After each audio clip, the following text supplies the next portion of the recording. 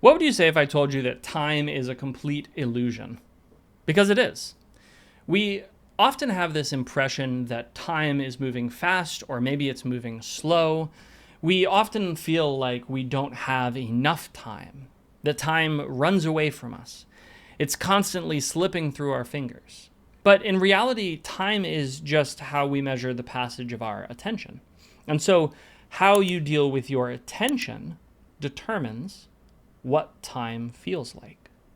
One of the biggest complaints that I hear regularly is I just don't have enough time. And I'm super guilty of being on this bandwagon as well. I never have enough time. I'm constantly busy. There's always too much to do.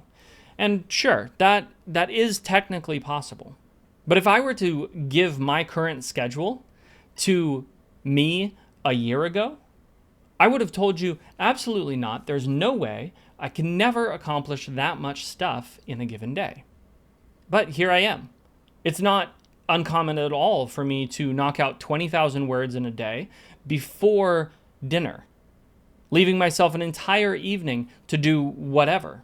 But the point is that our tasks often seem to expand beyond the time we have. And the reason for that is because tasks do expand. There's a universal law that if you give somebody a certain amount of time to do it, they will likely take all of that time or more. But when you reduce the amount of time that they have, they can often complete the same exact task in that shorter amount of time. I'm not joking about this. You should try it. Give yourself an hour to do something, and then sit down and see how long it takes you. Likely, it's going to take you the entire hour, or maybe even a little bit longer. Now, I want you to give yourself the same task, but set a timer for 20 minutes. And tell yourself, I have to be done in 20 minutes. You'll likely be astonished to find out that you could do the same task that took you an hour or more in 20 minutes. And the reason for this is because time is about focus. It's about attention. And the more concentrated our attention, the more concentrated our focus, the faster we do things. So the question is, how do we leverage this rule in order to get more stuff done? Because I like getting more stuff done, and I'm sure you like getting more stuff done. Maybe you don't, but I'm going to assume that you like getting stuff done. So how do we do this? This is where a wonderful thing called time blocking comes in. Focus is an absolute superpower. I talk about this all the time. It is literally my favorite subject. I honestly thought once about stopping talking about writing at all and just having a YouTube channel completely devoted to how to leverage focus in order to achieve all of your hopes and dreams. But specifically when it comes to writing, time blocking is one of the most important things to do. If you are a new writer, this is going to be doubly important because you likely haven't built the muscle that makes you write even when you don't feel like it. And so time blocking just becomes really, really important. When I started writing, I had very little time to devote to writing. But I realized that if I got up a little bit earlier every day, I would have a little bit of time in the morning. And if I went to bed a little bit later in the evening, I would have a little bit of time to write. But then I noticed something interesting. On the days when I could write for 2 hours instead of 1 hour, my second hour was more productive than my first hour. And I thought to myself, that's curious. Right now I'm splitting it up and I'm doing 1 hour in the morning and I'm doing 1 hour in the evening, and both are not really productive, but I'm making progress. But what if I just put them together? What if I just did 2 hours in a row? And what I found out was that my first hour was still as productive as it had been before, but my second hour was twice as productive. And so by combining my hours, I had essentially the same effect as in adding an entire new hour, maybe spaced in the middle of the day, to my schedule. By blocking the time, instead of leaving it disparate, I ended up creating a new hour. This is one of the reasons that I love writing sprints so much, because it essentially does the same thing. But this is also one of the reasons that I don't take long breaks between sprints, because the longer you work, the harder you push into a very specific task, the better and more effective you become at doing it. Our brains are like lasers, and the longer they focus in, the hotter they get. Or in our case, the more productive they get.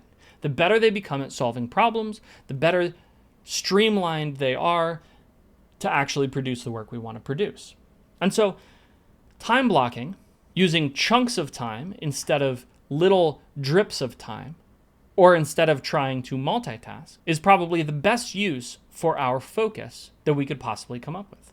So the question is, how do you time block? Well, I'm glad you asked. Time blocking is really simple. Take your calendar, look at it, mark down all of the things you absolutely have to do.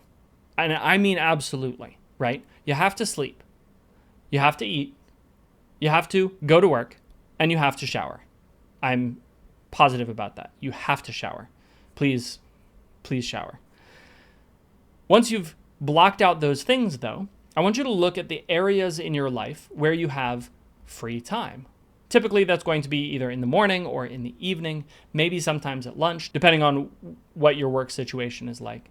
But instead of thinking to yourself, I'm going to use that time to do a bunch of different things, instead, say, I'm now going to add another non-negotiable task. And I'm going to put in for an hour or 2 hours or 3 hours or 4 hours writing.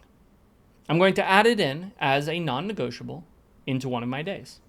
And I would suggest that you don't start with all of your days. I would suggest that you don't do what I did in the beginning, which was kind of foolish, where you say, every single moment that I'm not doing one of these absolutely necessary things, I'm going to block out for writing. Doesn't really work.